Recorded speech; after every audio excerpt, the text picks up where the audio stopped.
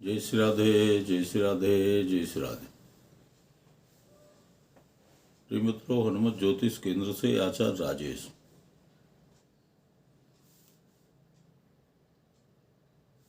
आज हम चर्चा करते हैं कुंडली अवलोकन। कुंडली अवलोकन में जहाँ हमें जो है भावाधिपति और कारक, इनका अवलोकन आवश्यक होता है, वहीं यह भी देखना आवश्यक होता है कि इस लग्न की कुंडली में कारक ग्रह कौन है तथा यौगिक ग्रह कौन है। यौगिक और कारक, इनका विचार भी परम आवश्यक है। अर्थात यह हमें इस बात से पता चलता है कि इस लग्न में कौन से ग्रह जो है शुभ फल देंगे और कौन से जो है अशुभ फल देंगे। तो आज इसी विषय की चर्चा करते हैं। तो सर्वप्रथम सर्वसाधारण नियम है कि जो ग्रह कुंडली में केंद्र त्रिकोण का स्वामी होता है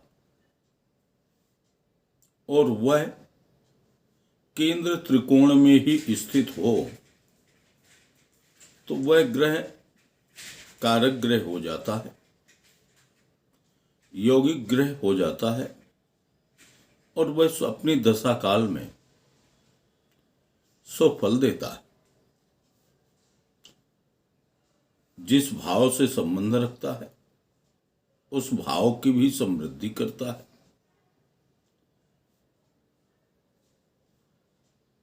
किंतु और कौन से हो सकते हैं यौगिक ग्रह, यह भी हम समझते हैं।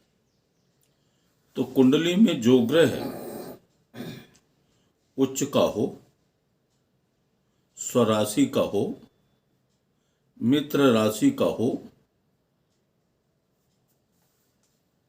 व उच्च नवमांश में भी जो है वह ग्रह स्थित हो,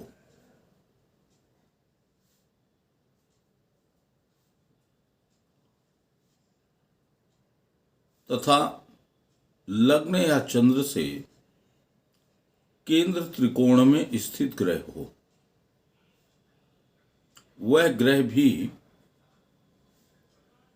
योगप्रद ग्रह हो जाता है, अर्थात यौगिक ग्रह हो जाता है। वह किसी भी भाव का स्वामी हो, किंतु यदि जो है वह उच्चस्थ है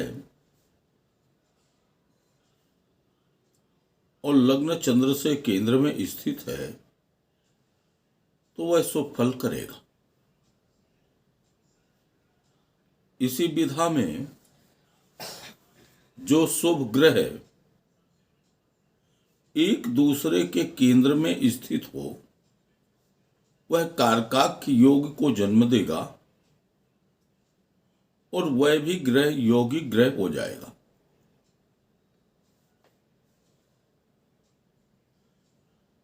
बाकी तो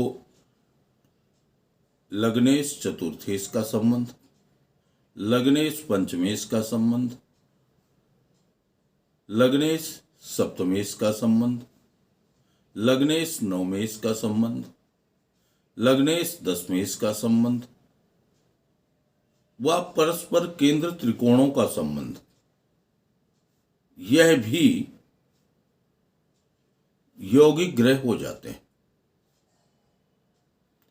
लेकिन विदित जो है और प्रबल राजयोग दशमेश और नवमेश की योग से प्राप्त होता है। दशमेश नवमेश केंद्र त्रिकोण में कहीं भी जो है संबंध स्थापित करे, तो वह प्रबल राजयोग को जन्म देते। तो कुंडली अवलोकन में यह परम आवश्यक हो जाता है कि सर्वप्रथम हम यह देख लें कि इस कुंडली में कौन सा ग्रह शुभ फल देगा और कौन सा अशुभ फल देगा, और साथ में हमें सुदर्शन चक्र की दृष्टि से भी कुंडली का अवलोकन करना चाहिए।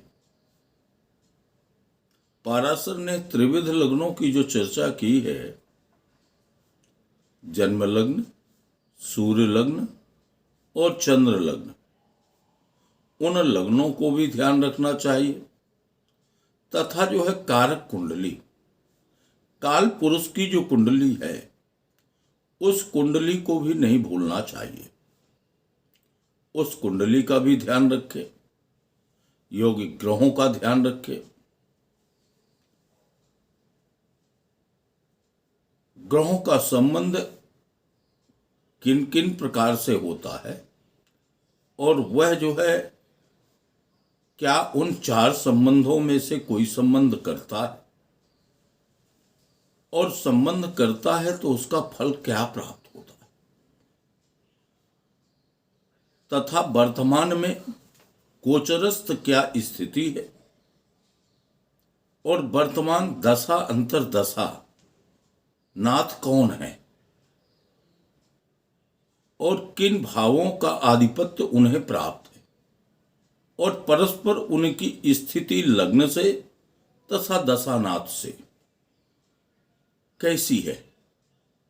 इन सब विधाओं का ध्यान रख के अगर हम कुंडली का विश्लेषण करेंगे तो वह कुंडली का विश्लेषण 100% जो है तो सत्य होगा। जय श्री राधे, जय श्री राधे। मैं अपनी वाणी को यहीं विश्राम करता हूँ। आशा करता हूँ कि इससे जो है आपको अवश्य सहयोग मिलेगा। राधे राधे, जय श्री राधे।